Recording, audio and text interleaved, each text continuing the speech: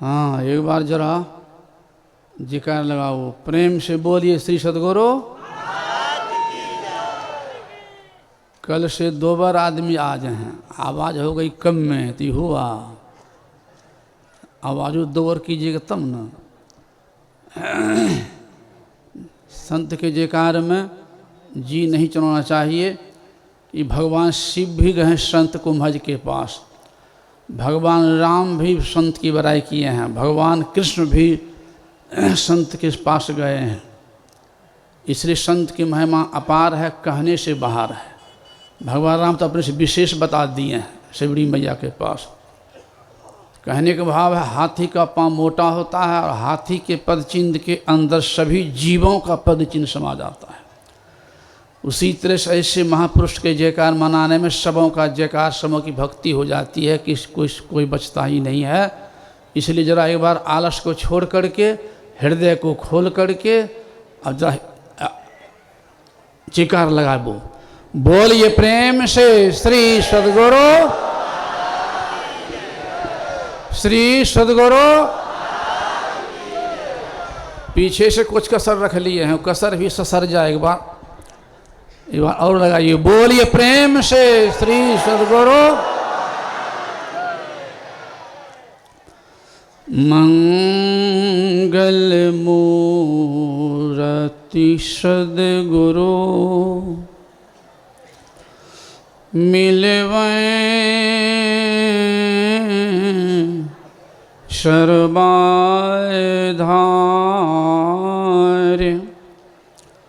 मंगल माये मंगल करुणा बिनबो बारंबार।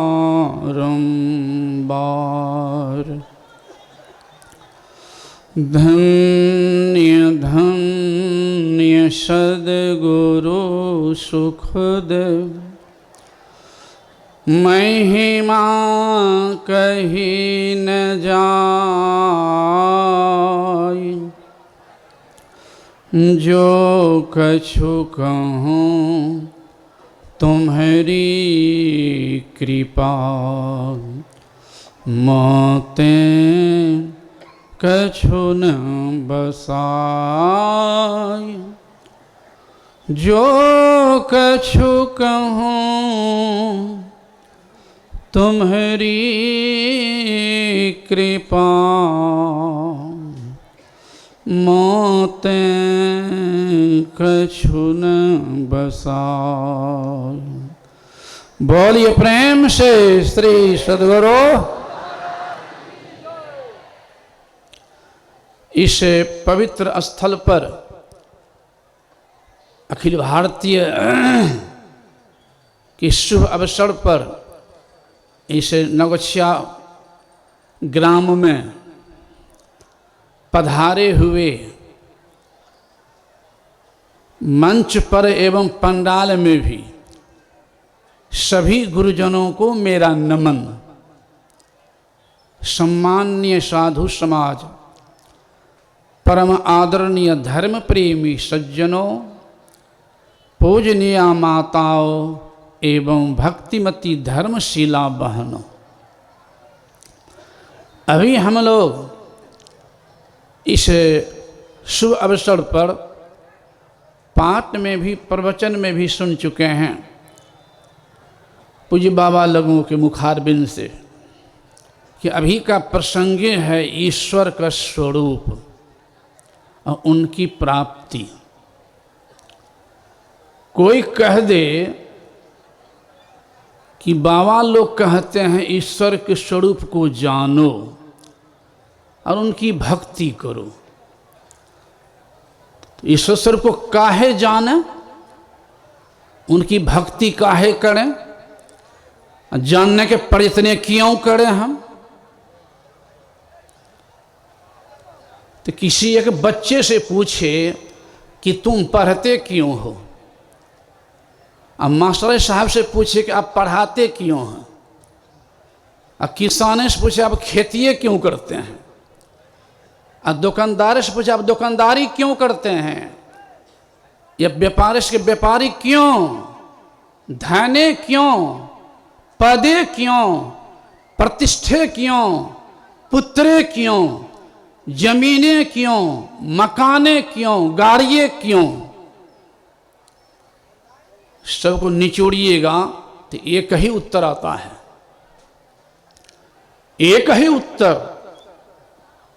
जो पढ़ता है, विद्या के मर्म को नहीं जाना है तो बच्चा खेलने में मन लगता है, पढ़ता है अभिभावक के डर से, मास्टर के डर से। वही बच्चा जब बढ़ता है, कुछ ज्ञान हो जाता है कि मन लगा के नहीं पढ़ेंगे तो बढ़िया नंबर से आगे नहीं पास कर पाएंगे, तो आगे चल के कोई अच्छी नौकरी नहीं मिलेगी, भविष्य दुख में हो जाएगा, तो बच्चा पढ़ता है, उसको तब कहना नहीं पड़ेगा। मास्टर साहब भी पढ़ाते हैं तो अपना सुख के लिए, दुख के डर से। बच्चा पढ़ता भी है तो अपना दुख के डर से, सुख के ख्याल से। खेती भी करते हैं अपना दुख के डर से, जीवन दुख में हो जाएगा। कहने के भाव कोई भी काम एकमात्र लक्ष्य है कि मेरा जीवन दुख में नहीं हो आगे, सुख के ख्याल से। लेकिन सुख्या से कर रहे हैं। मैं तो एक छोटा उपमा दे देता हूं, एक बच्चा का। एक छोटे बच्चे है, अगर वह बच्चा मां के साथ में गया है मेला ठेला में घूमने के लिए, अगर वह बच्चा मां से बिछुड़ जाए, रोने लगे, मां से बिछुड़ जाए तो रोबे करेगा। यद्यपि वो गरीब का बच्चा था, मां से बिछुड़ गया, रो रहा है, उस रोते बच्चे को देख करके कोई धनी आदमी गोद में उठा ले और ले जा अपना घर उस बच्चे को। जबकि उस बच्चा को रिक्शा नसीब नहीं था, लेकिन वह बच्चा को मोटर कार, हवाई जहाज से घुमावे, सुंदर कपड़ा भी पहनावे। जब बच्चा झोपड़ी में रहता था, उसको रखे सुंदर भवन में, सुंदर महल में, सुंदर कपड़ा पहनावे, सुंदर भोजन भी करावे। क्या उस बच्चे को शांति मिल जाएगी ना? कोई कह सकते हैं हाँ, नहीं मिलेगी। थोड़ा देर के लिए बच्चा खा लेगा, नमन चूस बिस्कुट जो भी दे खा लेगा, लेकिन पटक के रोएगा, मां की खोज करेगा। उस रोते बच्चे पुनः अगर मां का गोद मिल जाए तब रोएगा। उस बच्चे को धन के खजाना पर बच्चा बैठा दे, शांति नहीं मिलेगी मां के बिना। संत महात्मा का तो उसी तरह से, ये हम आपका शरीर है, साधारण माता पिता का अंश, लेकिन हम जीव हैं परमात्मा रूपी मां का अंश।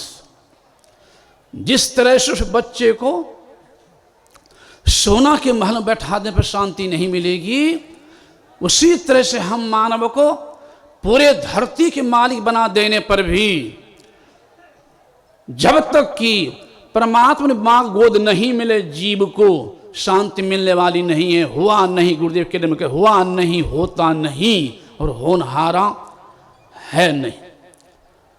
सब खोज है शांति, दो शब्द है, सुख और शांति। धन में, पद में, प्रतिष्ठा में इत्यादि में सुख है क्षणिक, लेकिन शांति नहीं है। भूख लगे, भोजन करा दिए, क्या फिर भूख नहीं लगेगी? फिर भूख लगेगी।